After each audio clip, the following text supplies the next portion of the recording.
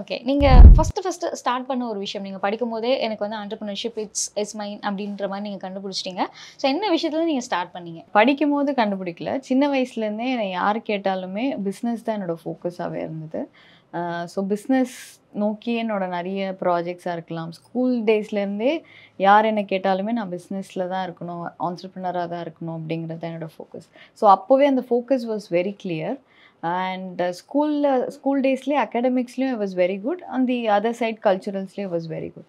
So அந்த intention was very strong. So எப்பவுமே ரூட்டடா ஒரு விஷயம் இருந்ததுன்னா இட் வில் கம் அவுட் அப்படிங்கிறது. ஓகே. உங்களோட ஃபர்ஸ்ட் கம்பெனி டாடிக்கு முன்னாடி எமாட்டோ இருந்துச்சு இல்லையா? ஸோ அத பத்தி அந்த ஒரு ஜர்னி பத்தி டிஸ்கஸ் பண்ணலாம். ஸோ யுவர் ஜர்னி வித் எமாட்டோ. எமோட்டோ தான் என்னோட லைஃப்லேயே மோர் இன்ட்ரெஸ்டிங் ஜேர்னி. பிகாஸ் எமோட்டோ ஜேர்னி தான் நாங்கள் ஜீரோலேருந்து ஒரு ஒரு பெரிய டச் பாயிண்ட் பார்த்தது. எமோட்டோ பார்த்தீங்கன்னா 2014-15லே வந்து நாங்கள் ஒரு ஃப்ளீட் ஆப்ரேட்டராக இருந்தோம். சென்னையில், தமிழ்நாட்டில் எல்லாருக்குமே தெரிஞ்சிருக்கும். நம்ம ஆட்டோன்னு சொல்லி ஒரு வைரல் கான்செப்ட். அது பண்ணதுமே என்னோட ஃபவுண்டர் தான். ஸோ எங்களோட ஃபவுண்டரோட மேஜர் கான்செப்டே வந்து ஆட்டோ டிரைவர் கம்யூனிட்டியை வந்து கேட்டகரைஸ் பண்ணி ஆர்கனைஸ் பண்ணணும்னு சொல்லி. ஏன்னா அது ஆர்கனைஸ்டு கம்யூனிட்டி கிடையாது இன்னைக்கு டேட் வரைக்கும். ஸோ ஓலா ஊபர்லாம் வரத்துக்கு முன்னாடியே நாங்கள் ஃப்ளீட் ஆப்ரேட்டராக இருந்தோம். அப்போவே லிட்ரலி ஒரு 100,000 ரைட்ஸ் வந்து பர் மந்த் பண்ணிட்டு இருந்தோம். அதுவும் ஸ்கெடியூல்டு ரைட்ஸாக எல்லாமே ப்ரீபெய்டாக ஸ்கெடியூல்டு ரைட்ஸாக பண்ணிட்டு இருந்தோம். ஸோ அங்கேருந்து ஆரம்பிக்கிறப்போ எங்களுக்கு ஒரு பெரிய தோணல் இருந்துகிட்டே இருந்தது. என்னென்னா, எந்த ஒரு ஆட்டோ டிரைவரும் வீட்டுக்கு பெரிய காசு எடுத்துகிட்டு போகிறதில்ல. நீங்கள் என்ன தான் எவ்வளோ எக்ஸ்ட்ரா கொடுத்தாலுமே அவங்களால ஒரு ரூ. 300லேருந்து ரூ. 500 அதிகபட்சம் எடுத்துகிட்டு போக முடியும். ஏன்னா ஒரு 70 விழுக்காடு ஆட்டோ பார்த்தீங்கன்னா எல்லாமே ரெண்டலில் இருக்குது. மோஸ்ட்டாக ரெண்டல்ஸ்லேருந்து தான் எடுக்கிறாங்க. இல்லை அவங்களுக்கு ஒரு இஎம்ஐங்கிற ஒரு பேர்டன் இருக்கும். எதிர் இது இருக்கும், இல்லை அது இருக்கும். முழுசாகவே ஓன் பண்ணுற ஆட்டோங்கிறது ரொம்ப கம்மி. இதை தாண்டி பார்த்தீங்கன்னா ஃபியூவல் இருக்கும். அது போக சில பழக்கவழக்கங்களுக்கான காசும் வந்து செலவு பண்ணிடுவாங்க. ஸோ வீட்டுக்கு போகிறது பார்த்தீங்கன்னா ரூ. 300லேருந்து ரூ. 500. இதனால நாங்கள் எப்போ கம்யூனிட்டி மீட்டிங் நடத்தினாலும், ஏன்னா நிறைய வீக்லி மீட்டிங் நடத்துவோம். அப்போது அவங்களோட சஃபரிங் ரியலி உண்மையாக இருந்தது. அவங்க சும்மா சொல்லலை எங்களால் மீட்டரில் ஓட்ட முடியலன்னு. ஏன்னா மீட்டர் ஃபேர் கொண்டு வந்தது ரொம்பவே முன்னாடி. அப்போது வந்து ரூ. 50 தான் இருந்திருக்கும் ஃபியூவல் ப்ரைஸ். ஃபியூவல் ப்ரைஸ் ஏறிட்டே இருக்கிறப்போ மீட்டர் ஃபேர் மாறுறதில்ல. கரெக்ட்டுங்களா? ஸோ அப்போ இருக்கப்போ ஸ்ட்ரகிள் உண்மை தானே. அவங்கள மீட்டர் ஃபேரில் வாங்க சொல்கிறது நியாயம் இல்லை தானே. அப்போ எப்போ பார்த்தாலுமே ஃபியூவல் ஏற தான் போகுதுன்னு எங்களுக்கு தெரிஞ்சது. ஏன்னா நம்மளும் நிறைய இன்டர்நேஷ்னல் நியூஸஸ் பார்க்குறோம், மார்க்கெட் அனாலிசிஸ் பார்க்குறோம். அப்போ அதுக்கு ஆல்டர்னேட்டிவ் கொண்டு வந்தது தான் எலக்ட்ரிக் கன்வர்ஷன்.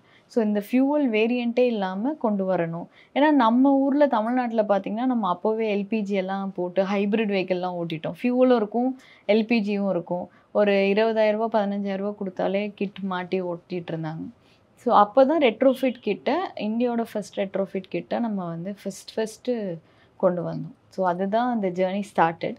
ஸோ அங்கேருந்து ஒரு ஹோல் மேனுஃபேக்சரராக மாறணும்னு நாங்கள் டிசைட் பண்ண மொமெண்ட் இருக்கு இல்லையா, அதுதான் இந்த ஹோல் டர்னிங் பாயிண்ட் சொல்லுவேன். ஏன்னா அங்கேருந்து மேனுஃபேக்சரராக மாறணும், எதுவுமே தெரியாமல் என்னதான் பேக்ரவுண்ட் இருக்கலாம், எஜுகேஷ்னல் பேக்ரவுண்ட்ஸ் இருக்கலாம், பட் மேனுஃபேக்சரிங்கிறது ஆல்டுகெதர் ஒரு பிக் அனிமல் சொல்லலாம். அதுவும் நம்ம பார்த்திங்கன்னா ஒரு ஆட்டோமோட்டிவ் ஹப் தமிழ்நாடு. ஸோ அவ்வளோ பெரிய ட்ரெடிஷ்னல் பிளேயர்ஸ் நடுவில் எங்களை நாங்கள் வந்து நிறுத்திக்கணும்னா அந்த அளவுக்கு மெனக்கிடல் போட வேண்டியது இருந்தது. அண்ட் ஸ்டார்ட் அப்கான எல்லா விதமான இஷ்யூஸுமே இருந்தது. ஸோ அங்கே ஸ்கேல் பண்ணும்போது எப்போவுமே நானும் சரி, என்னோடய ஃபவுண்டரும் சரி யோசிக்கிற ஒரு விஷயம், எந்த ஆப்பர்ச்சுனிட்டி வழியில் வந்தாலும் அது பண்ணிடணும். ஒரு ஃப்ளோவாக இருக்கணும், லைக் அ ரிவர். நான் வந்து இதுதான் பண்ணுவேன்னு சில விஷயங்களை நினைக்கலாம், பட் பிஸ்னஸை பொறுத்த வரைக்கும், ஆப்பர்ச்சுனிட்டிஸ் பொறுத்த வரைக்கும் அப்படி இருக்கக்கூடாதுன்னு. ஸோ அப்படி வந்த ஆப்பர்ச்சுனிட்டி தான் Africa. So we had an investor வந்தாங்க, ஒரு இன்வெஸ்ட்மெண்ட் இருந்தது. ஸோ ஆஃப்ரிக்கா அது ஒரு ரைட் டைமில் ஒரு பெரிய ஒரு கேப் இருந்தது. ஸோ அங்கே நாங்கள் வந்து ஃபர்ஸ்ட் மூவர் அட்வான்டேஜ் எடுத்துக்கணும்னு சொல்லி இங்கேருந்து ஆஃப்ரிக்காவுக்கு ஃபர்ஸ்ட் செட் ஆஃப் ஆட்டோஸ் அனுப்பிச்சோம். ஸோ ஒன்ஸ் அங்கே கவர்மெண்ட் எல்லாருமே பார்த்தோன்னா தே வர் ஸோ இம்ப்ரெஸ்ட். அந்த டைம் தான் ஃபர்ஸ்ட் 13 வேரியண்ட் வந்து எலக்ட்ரிக் வெஹிக்கிளில் கொண்டு வந்தோம்.